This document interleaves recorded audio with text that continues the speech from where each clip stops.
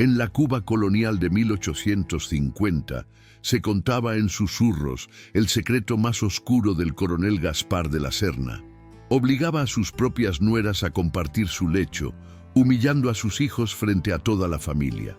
Ese abuso silencioso se convirtió en una herida que marcó a los de la Serna durante años, acumulando odio, vergüenza y deseo de venganza. Una década después, el coronel organizó un banquete fastuoso para celebrar sus riquezas y reafirmar su poder ante la élite de Matanzas. Pero lo que Gaspar no sabía era que aquella noche, en torno a la mesa servida con vino y manjares, sus 3 hijos ya habían trazado un plan que sellaría el destino de toda la dinastía. Lo que ocurrió en esa velada quedó grabado en la memoria popular como una de las historias más oscuras de la época colonial, y hasta hoy se recuerda con un nombre cargado de miedo y misterio: la noche del banquete de sangre. Si quieres descubrir cómo un secreto familiar se convirtió en el juicio más inesperado contra un hombre temido por todos, quédate hasta el final de este relato. Comenta desde qué ciudad estás viendo este video y qué hora es. Deja un like y suscríbete al canal para nuevas historias todos los días. En la Cuba colonial de la década de 1850, en medio de un mar interminable de cañaverales que parecían incendiarse bajo el sol ardiente, se levantaba la hacienda del coronel Gaspar de la Serna. Gaspar no era un hombre común. Su presencia imponía tanto como los muros encalados de su casona. Había llegado desde España como soldado, cargando cicatrices de guerras lejanas y un temperamento endurecido por la disciplina militar. Viudo desde hacía años, había transformado su soledad en un régimen de hierro donde cada gesto debía ser obedecido y cada silencio respetado. Los esclavizados lo temían como a un dios vengativo, y su propia familia lo soportaba como quien convive con una tormenta que nunca se disipa. Entre todos sus excesos, uno se murmuraba con un horror contenido: obligaba a sus nueras a compartir su lecho, humillando así a los hijos que debía proteger. Ese secreto, que corría como un veneno entre paredes y pasillos, fue la semilla de su ruina. Los hijos del coronel, Tomás, Joaquín y Baltasar, habían crecido a la sombra de ese monstruo familiar. Cada uno cargaba en silencio la vergüenza de mirar a sus esposas y recordar la deshonra impuesta por su propio padre. Tomás, el mayor, llevaba el peso del deber sobre sus hombros, siempre intentando mantener la hacienda a flote. Joaquín, de temperamento volátil, buscaba refugio en el juego y la bebida, incapaz de soportar la humillación.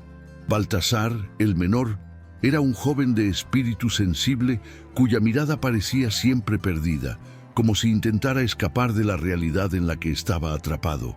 Durante años callaron, temiendo tanto al escándalo como al castigo, pero cada humillación acumulada se volvió una piedra más en la montaña de rencor que crecían en sus pechos.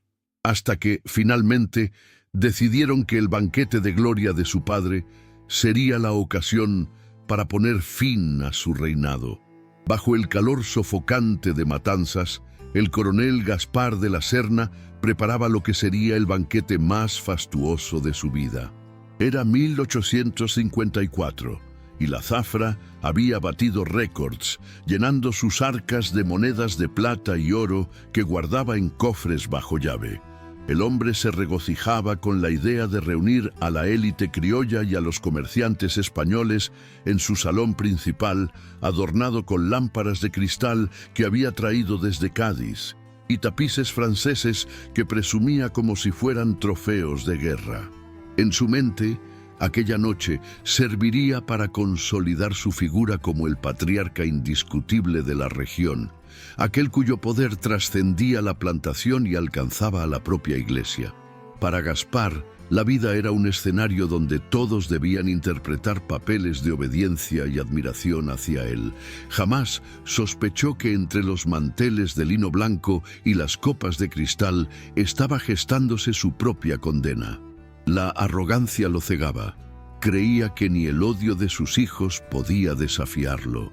Mientras tanto, los tres hermanos se reunían en secreto en el desván de la hacienda, bajo el murmullo constante de los grillos nocturnos y el crujido de la madera vieja.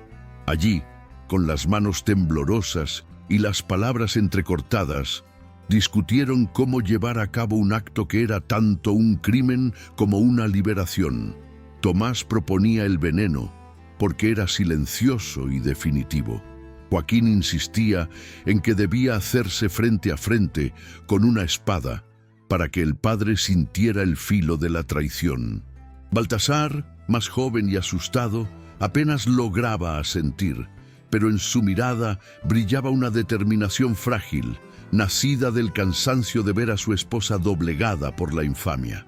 Finalmente, optaron por la astucia, un veneno mezclado en el vino que el coronel tanto amaba, ese vino que siempre presumía como el único placer digno de un hombre de su rango.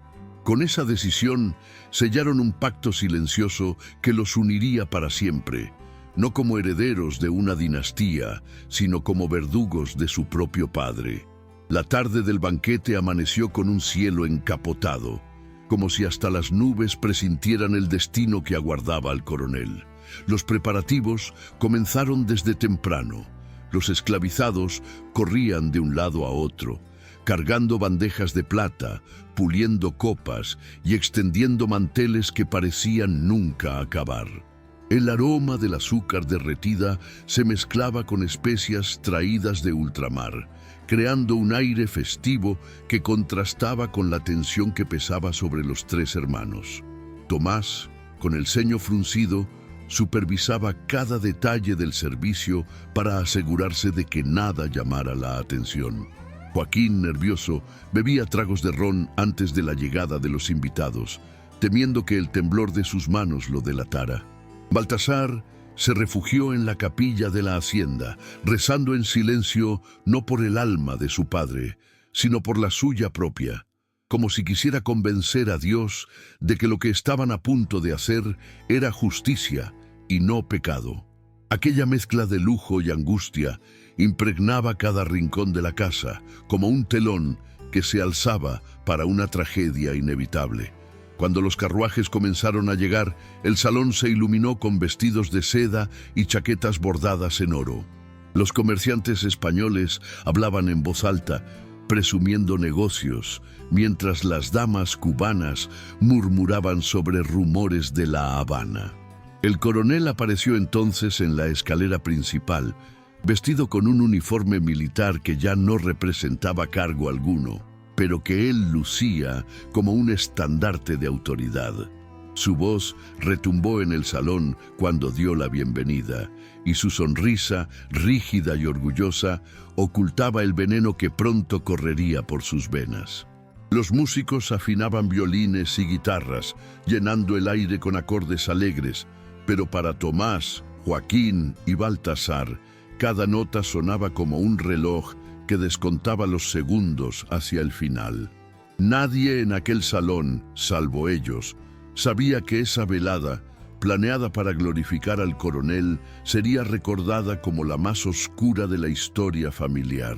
El banquete comenzó con brindis estruendosos, el tintinear de copas elevadas al aire y carcajadas que resonaban bajo las lámparas de cristal. Gaspar de la Serna disfrutaba como nunca.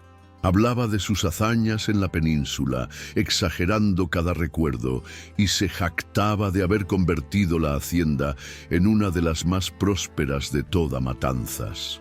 Sus invitados lo escuchaban entre sonrisas y asentimientos, aunque muchos en realidad lo soportaban solo por conveniencia, sabiendo que aquel hombre acumulaba más enemigos que amigos.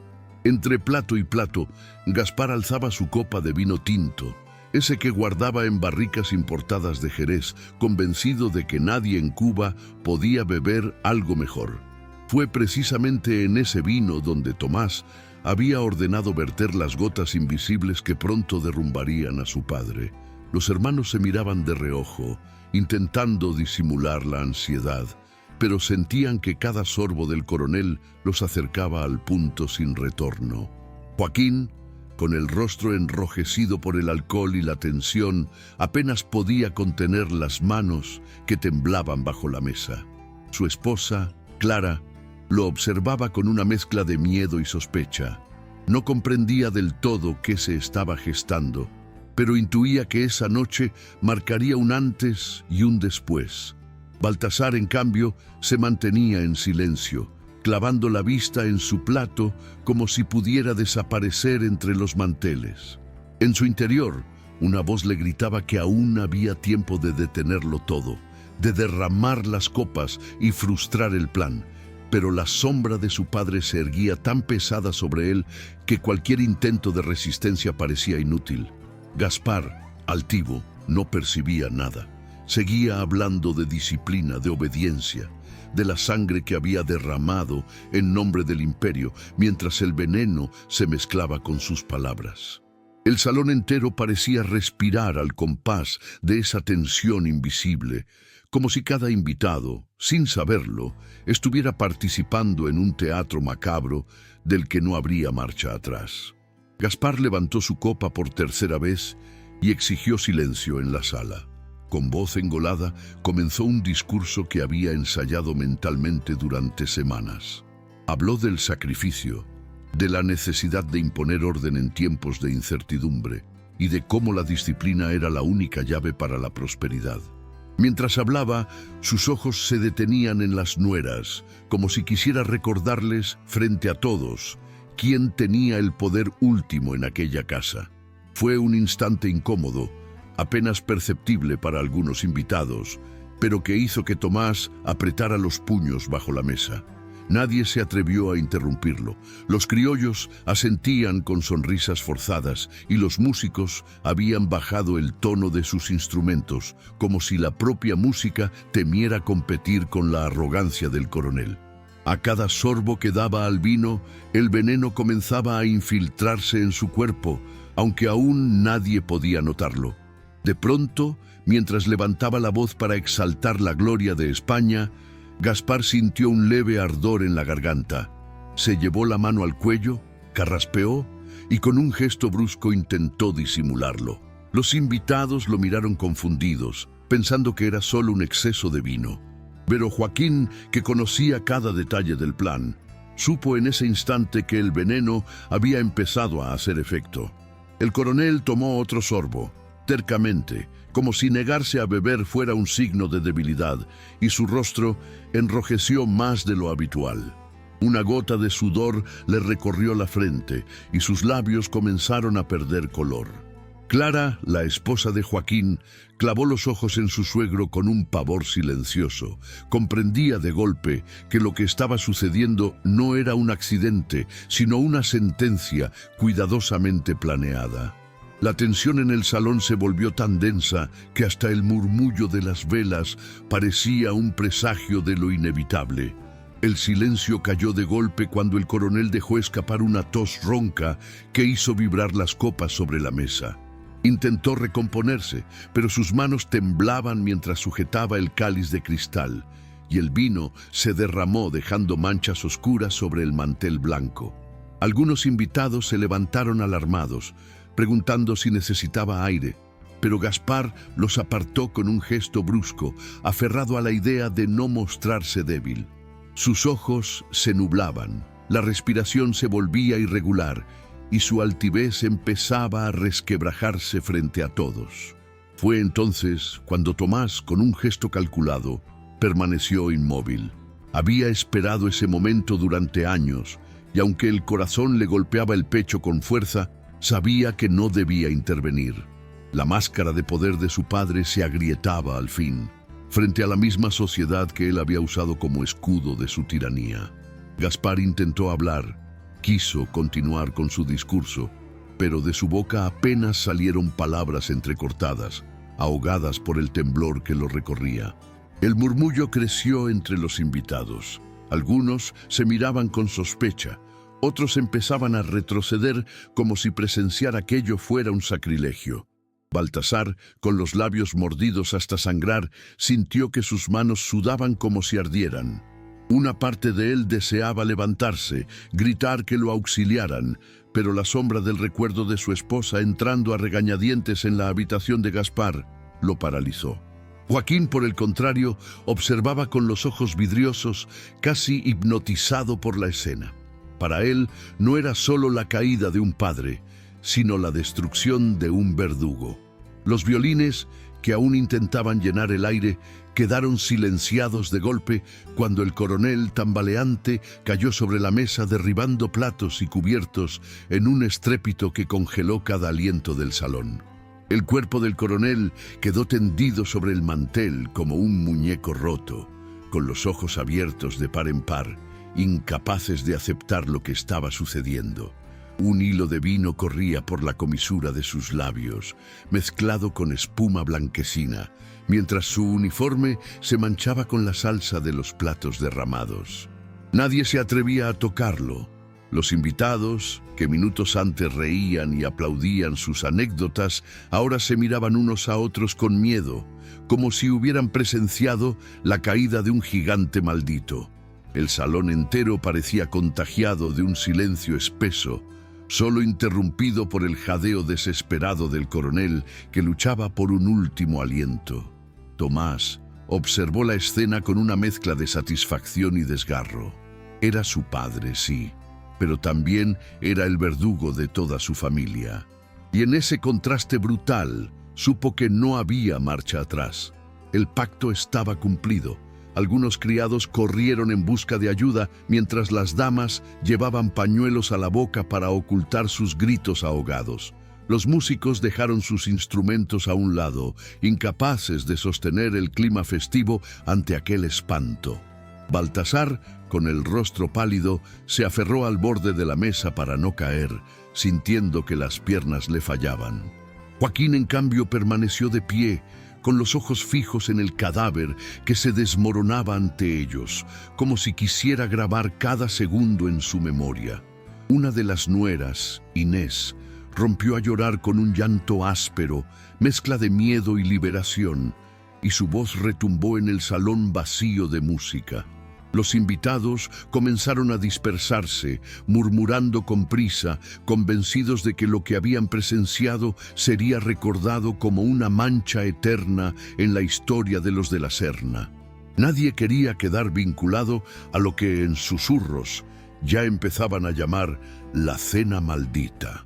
El eco de los pasos apresurados llenó los corredores cuando algunos invitados huyeron hacia los carruajes, temerosos de que aquella muerte los arrastrara a un escándalo mayor. El aire olía a vino derramado y a cera de velas consumiéndose demasiado rápido, como si hasta el fuego quisiera escapar de esa sala.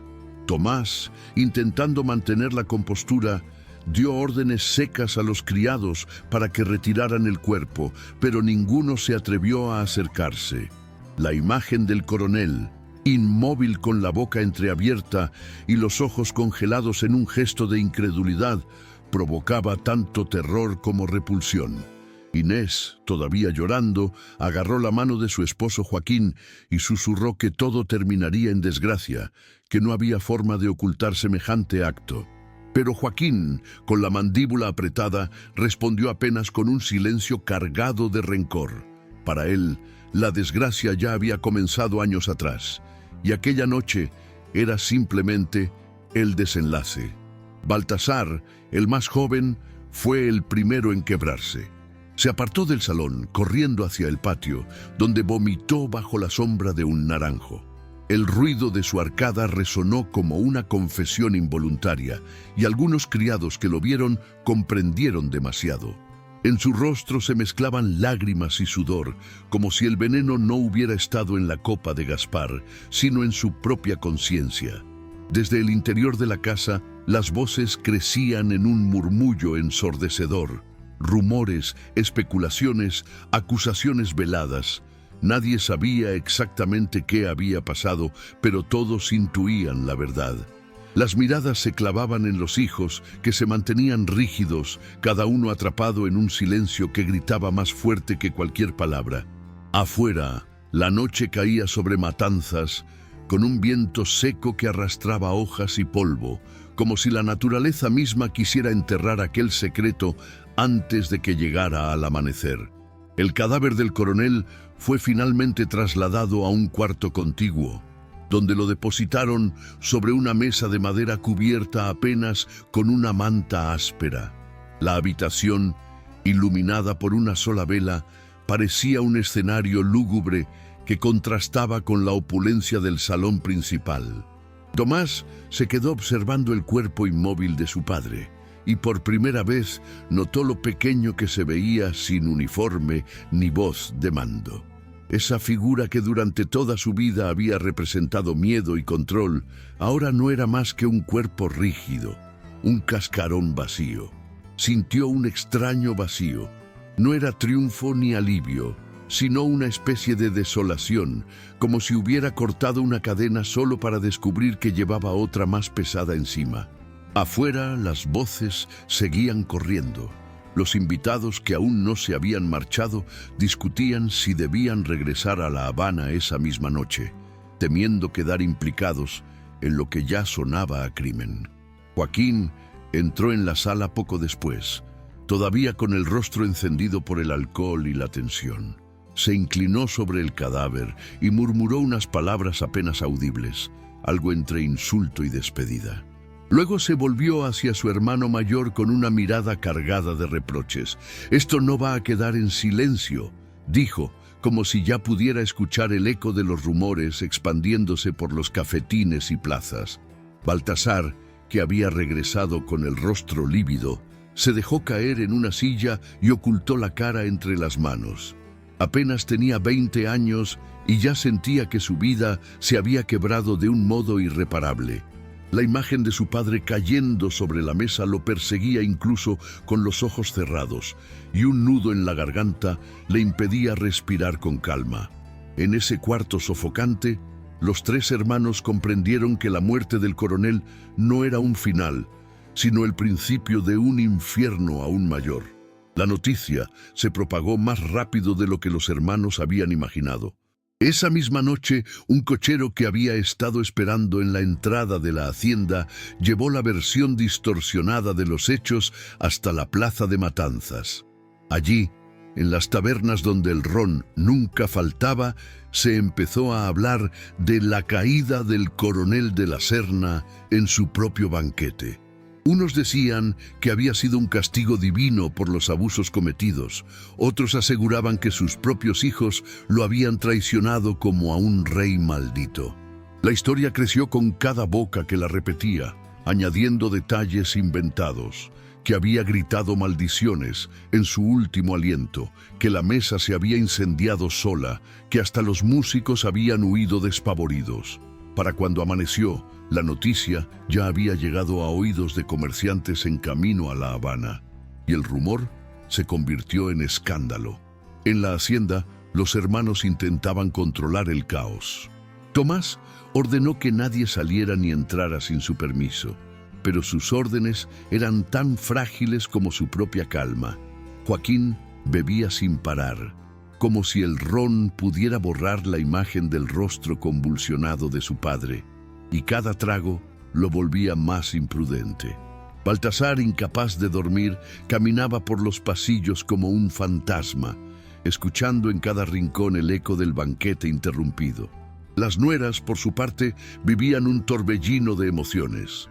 Miedo al escándalo público, pero también un extraño respiro, una sensación de que por fin la sombra del coronel no las aplastaría más en la cama ni en la mesa. Esa mezcla de liberación y terror convertía la hacienda en un espacio donde cada mirada cargaba sospechas, donde cada silencio parecía a punto de romperse en un grito. La mañana siguiente, la casa entera olía a cera apagada y vino agrio, como si la fiesta aún se resistiera a morir del todo. El cuerpo de Gaspar fue velado en la capilla privada de la hacienda, rodeado de velas que chisporroteaban y proyectaban sombras alargadas sobre las paredes. Ninguno de los tres hermanos quiso pronunciar un discurso. Dejaron que el cura recitara las oraciones de rigor mientras los criados observaban desde la puerta con rostros herméticos. Era evidente que para muchos de ellos no había duelo, sino un secreto regocijo difícil de disimular.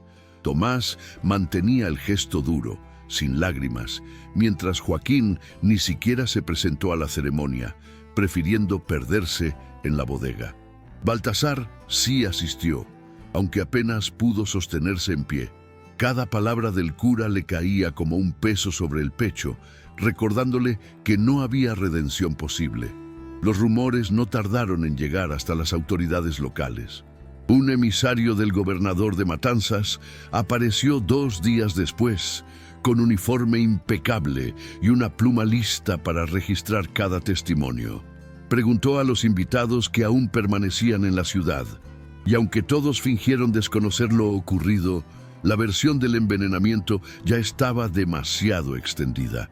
El emisario escuchó en silencio, tomando nota de cada contradicción, y se marchó prometiendo enviar un informe a La Habana. La tensión creció en la hacienda.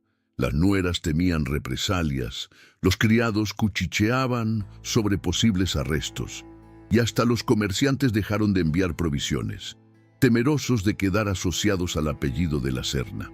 Era como si la muerte del coronel hubiera desencadenado no solo el fin de un hombre, sino también la lenta descomposición de todo un linaje. Tomás asumió la voz de mando, convencido de que debía mantener la fachada de autoridad que tanto había obsesionado a su padre.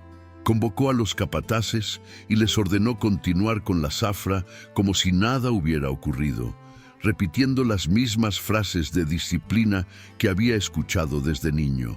Pero no tenía el temple ni el respeto que Gaspar imponía a base de miedo. Los esclavizados lo miraban con desdén, conscientes de que el nuevo patrón no tenía la fuerza de un tirano, sino la fragilidad de un hombre marcado por la culpa.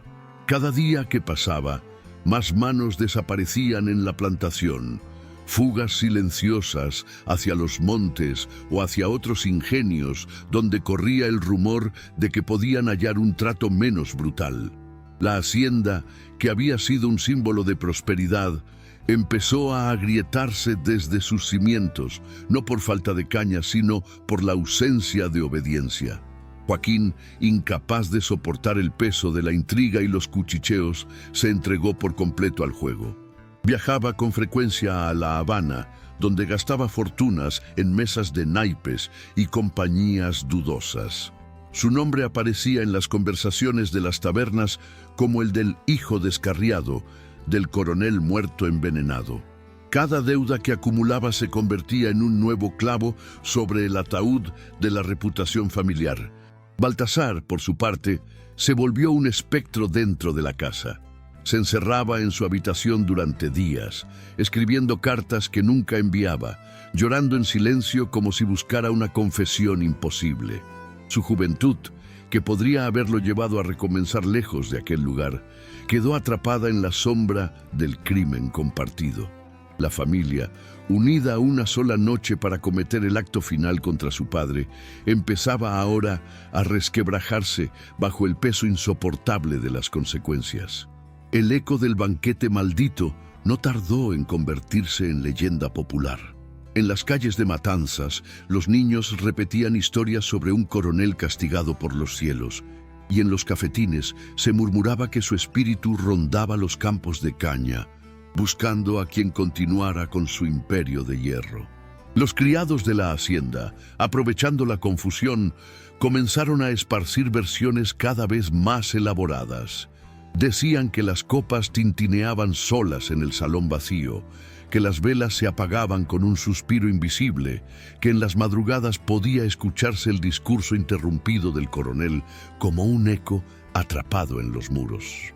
Esa mezcla de superstición y verdad corroía aún más la imagen de los de la Serna, que ya eran vistos con desprecio y desconfianza por la élite que antes los había cortejado.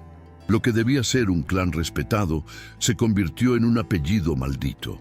En medio de ese deterioro social, las nueras tomaron sus propias decisiones. Clara, la esposa de Joaquín, decidió regresar a la casa de su familia en La Habana, llevando consigo a sus 2 hijos pequeños. Inés, marcada por años de humillación silenciosa, se negó a continuar bajo el mismo techo donde había sido obligada a compartir la cama con su suegro. Recogió lo poco que le pertenecía y buscó refugio en la finca de unos primos. La tercera nuera, Magdalena, viuda de un hermano ya fallecido, optó por quedarse, pero solo porque no tenía otro lugar al que ir. Esa desbandada femenina dejó la casa aún más vacía y expuesta, despojando a los 3 herederos del último velo de normalidad que podían exhibir. Lo que alguna vez había sido un hogar lleno de voces, música y fiestas, se transformó en un cascarón frío, donde los pasillos parecían interminables y cada rincón recordaba la noche en que la sangre se mezcló con el vino. El gobernador de Matanzas, presionado por rumores que ya se habían filtrado hasta La Habana, ordenó reabrir la investigación sobre la muerte del coronel. Llegaron escribanos y soldados a la hacienda, revisando papeles, interrogando a criados y forzando declaraciones bajo amenaza. Tomás se presentó como el nuevo cabeza de familia, intentando responder con la misma firmeza que recordaba en su padre, pero sus palabras carecían de credibilidad. Los oficiales notaron contradicciones, titubeos, silencios prolongados. Aunque nadie confesaba abiertamente, las versiones de los criados coincidían demasiado. La copa de vino, el discurso interrumpido, el derrumbe repentino. El rumor del veneno se transformó en sospecha oficial, aunque sin pruebas sólidas. En el fondo, muchos preferían dejar el asunto en la penumbra. Condenar a los hijos sería un escándalo que también salpicaría a la élite invitada al banquete. La justicia colonial se movía entre la corrupción y la conveniencia, y esa ambigüedad fue el único escudo de los hermanos. Joaquín, sin embargo, no supo guardar silencio. En una noche de embriaguez, en una taberna de La Habana, se jactó entre murmullos de haber visto morir a su padre como un perro en su propia mesa. Sus palabras, dichas entre risas torpes y golpes sobre la mesa de juego, se propagaron como pólvora. Aunque nadie lo acusó formalmente, aquel alarde selló la condena social de la familia. Los comerciantes dejaron de hacer tratos con los de la Serna y los viejos aliados del coronel se apartaron con un silencio calculado. Baltasar, al enterarse del rumor, se hundió en un abatimiento aún más profundo. Sentía que cada palabra imprudente de Joaquín era un cuchillo que le recordaba su participación en la traición. Los 3 hermanos, que una vez compartieron un pacto de sangre, se convirtieron en 3 islas distantes, incapaces de mirarse sin sentir el peso insoportable de aquella noche. Con el tiempo, la hacienda comenzó a mostrar su decadencia no solo en lo social, sino también en lo físico. Los campos de caña crecían desordenados, con surcos abandonados y trapiches que chirriaban como huesos viejos.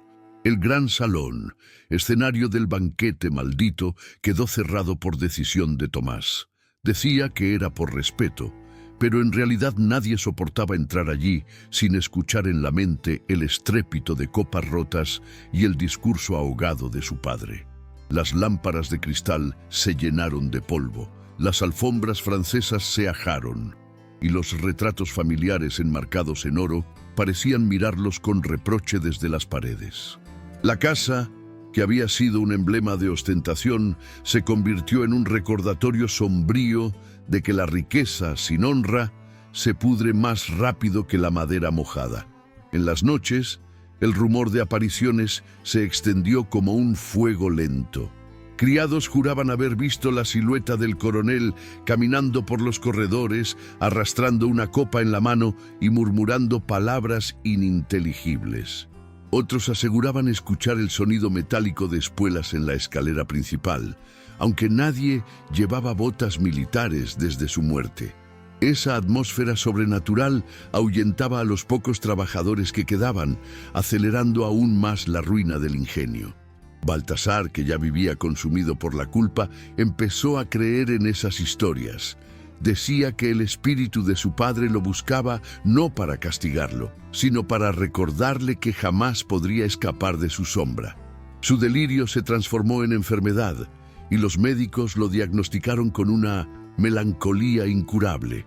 Para los vecinos, sin embargo, no era enfermedad, sino maldición, la condena inevitable de los hijos que habían servido el vino envenenado.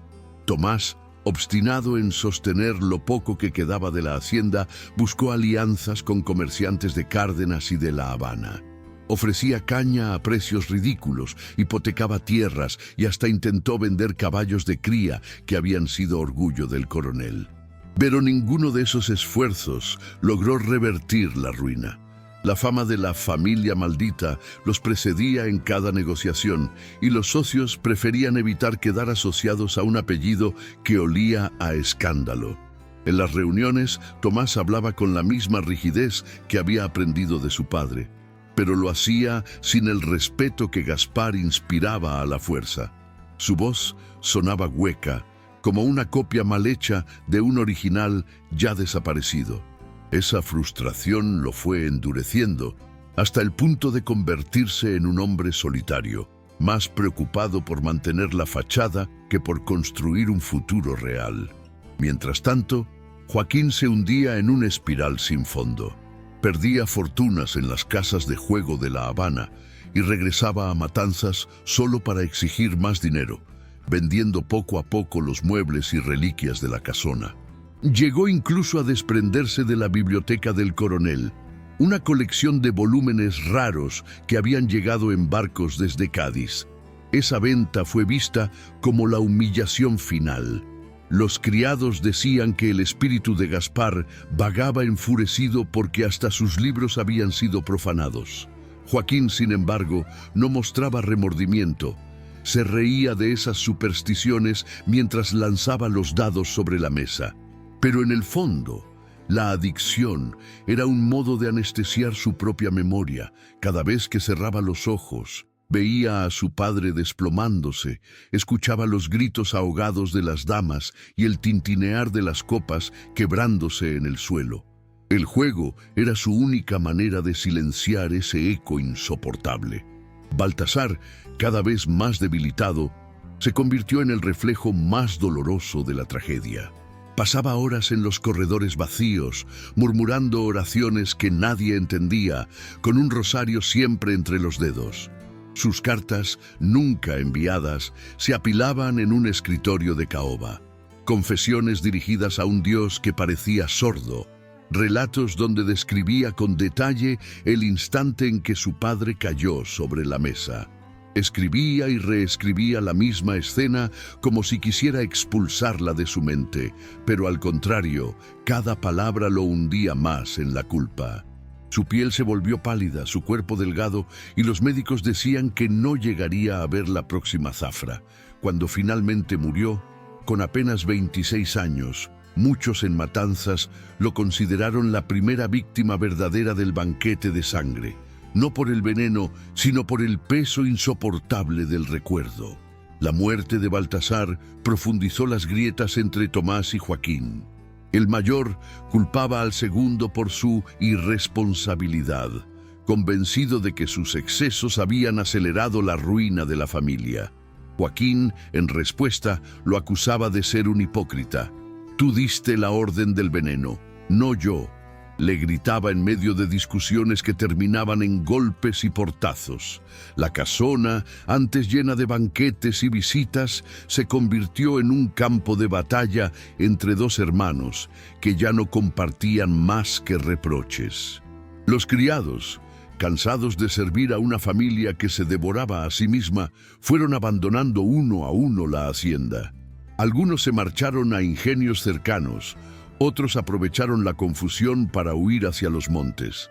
La plantación, privada de manos y de unidad, quedó como un esqueleto, cañas altas, sin cortar, moviéndose al viento como si fueran fantasmas que custodiaban el recuerdo de Gaspar. Con el paso de los años, la hacienda se transformó en un lugar temido por la propia comunidad. Nadie quería acercarse después del anochecer, porque decían que las ventanas se iluminaban solas y que, desde el salón clausurado, se escuchaba el golpeteo de copas brindando en la oscuridad. Algunos viajeros juraban haber visto la figura de un hombre con uniforme militar recorrer los corredores, arrastrando un sable oxidado que dejaba chispas en el suelo de piedra. Los campesinos de los alrededores comenzaron a llamar al lugar la Casa del Banquete, un sitio maldito donde el tiempo parecía haberse detenido en la noche de la muerte del coronel. Aquella fama terminó de hundir a Tomás y Joaquín, pues ningún comerciante aceptaba tratos con una familia marcada por leyendas de fantasmas y maldiciones. La fortuna, que una vez se midió en toneladas de azúcar, se había convertido en polvo y silencio. Tomás envejeció prematuramente, cargando sobre los hombros un resentimiento inquebrantable. Se negaba a abandonar la hacienda, como si al permanecer en ella pudiera controlar aún la memoria del padre. Dormía en el despacho de Gaspar, rodeado de los retratos que lo observaban desde las paredes, y pasaba las noches escribiendo balances inútiles que ya no correspondían a ninguna riqueza real. Sus manos temblaban al sostener la pluma, y su voz se quebraba cuando intentaba dar órdenes a los pocos criados que quedaban. Joaquín, en cambio, apenas aparecía. Gastaba lo poco que aún restaba en viajes a la capital, donde su nombre ya era sinónimo de escándalo y decadencia. Entre ambos no quedaba más que un odio callado, una distancia que se había vuelto insalvable. La hacienda, silenciosa y desmoronada, parecía burlarse de ellos, como si cada pared agrietada repitiera la lección que nunca quisieron escuchar. El poder nacido del miedo siempre se cobra su precio. La caída definitiva llegó cuando Joaquín, hundido en deudas, decidió vender lo que quedaba de las tierras. Firmó papeles en La Habana sin consultar a Tomás, entregando hectáreas enteras a comerciantes extranjeros a cambio de una suma miserable que apenas alcanzó para saldar juegos perdidos. Cuando Tomás lo descubrió, una furia ciega lo dominó. Lo enfrentó en el patio principal de la hacienda, bajo la sombra del mismo árbol donde años atrás Gaspar había castigado a esclavos rebeldes. La discusión escaló en gritos, insultos y finalmente en golpes. Los criados que aún quedaban observaron desde la distancia, sin intervenir, como si presenciaran el último acto de una tragedia anunciada. Aquella pelea dejó a Joaquín con una herida profunda en el rostro y a Tomás sumido en un rencor que ya no podía transformarse en nada más que soledad. Fue entonces cuando todos comprendieron que la dinastía de los de la Serna estaba acabada. Poco después, Joaquín desapareció de Matanzas. Algunos decían que había huido a Puerto Rico para empezar de cero. Otros aseguraban que fue asesinado en una riña de taberna en La Habana, su cuerpo enterrado en una fosa común. Tomás nunca buscó confirmación. Prefirió pensar que su hermano se había desvanecido como un espectro más de la maldición familiar. Él permaneció en la hacienda, aferrado a los restos de un poder que ya no existía. Los techos comenzaron a hundirse, las paredes se llenaron de humedad y los campos de caña se convirtieron en selvas indomables. Quienes pasaban cerca juraban que en las noches de tormenta podían escucharse gritos mezclados con el rugido del viento, como si la tierra misma no hubiera olvidado el banquete de sangre. Así, el recuerdo del coronel y de sus hijos sobrevivía no en libros ni documentos, sino en la voz popular que repetía la historia como advertencia. Los años siguientes fueron un desfile de abandono. La hacienda, que alguna vez deslumbró con sus lámparas y tapices importados, quedó reducida a un cascarón habitado por el polvo y el eco. Tomás envejeció en soledad, acompañado apenas por unos pocos criados ancianos que se resistían a marcharse. Dormía cada noche en el despacho de Gaspar, rodeado de los mismos retratos que parecían vigilarlo, y con frecuencia se le escuchaba hablar solo, como si todavía discutiera con su padre. La gente del pueblo decía que había enloquecido, que escribía cartas a la corona española implorando reconocimiento, cartas que nunca recibían respuesta. En su rostro se acumulaba la amargura de alguien que había sacrificado todo por vengarse y que, en el final, no había ganado más que ruina. La historia del banquete maldito se convirtió en una advertencia contada en plazas, en patios y en fogones.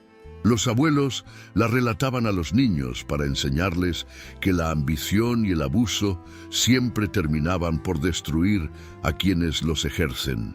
Con el tiempo, los nombres de Tomás, Joaquín y Baltasar se fueron desdibujando, pero el del coronel Gaspar permaneció como un espectro eterno, símbolo de la tiranía que incluso sus propios hijos se atrevieron a desafiar.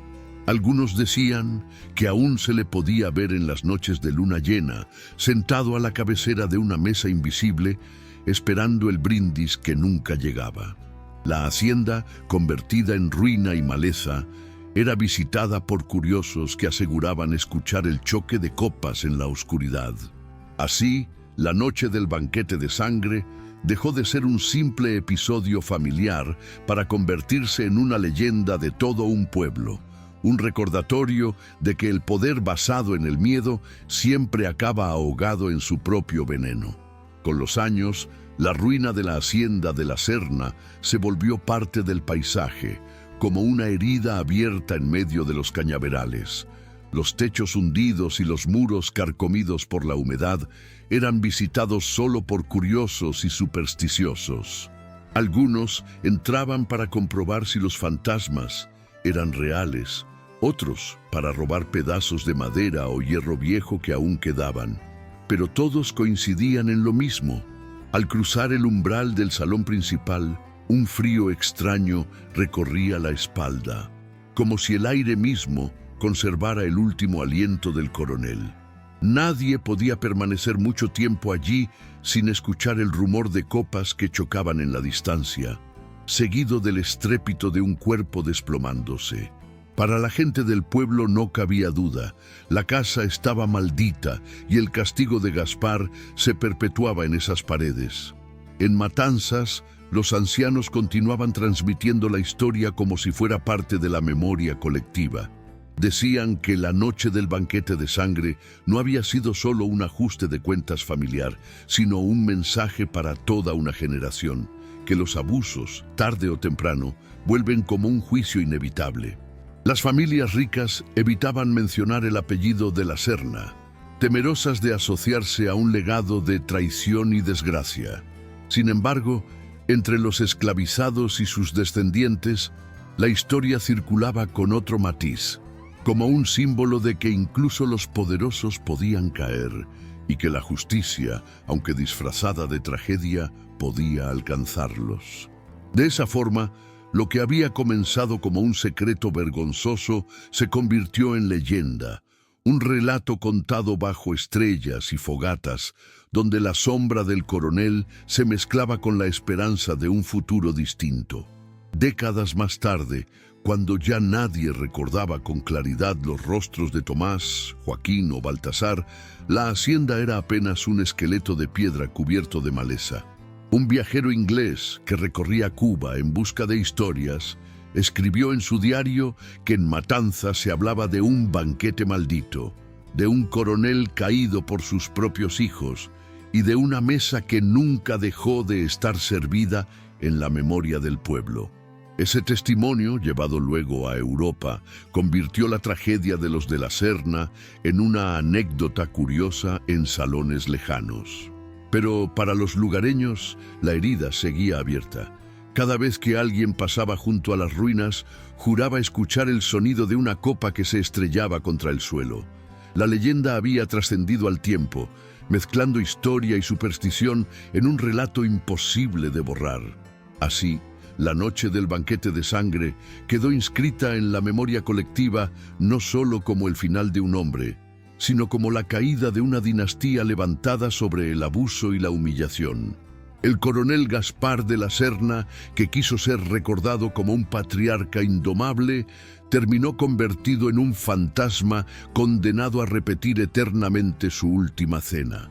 Sus hijos, que buscaron la libertad a través del veneno, hallaron en cambio cadenas invisibles de culpa y ruina. Y el pueblo, testigo indirecto de aquella tragedia, aprendió a contar la historia como advertencia, que ningún poder es eterno, que ninguna tiranía sobrevive al juicio de la memoria, y que incluso los muros más firmes pueden venirse abajo cuando se levantan sobre la vergüenza. En las ruinas silenciosas de la hacienda, el eco de aquella noche aún persiste, como si el banquete jamás hubiera terminado. Y esta fue la historia de la noche del banquete de sangre, el oscuro final del coronel Gaspar de la Serna y la caída de su dinastía marcada por el miedo y la vergüenza. Si te gustan relatos como este, suscríbete al canal y acompáñanos para descubrir más historias impactantes de la época colonial y sus secretos ocultos.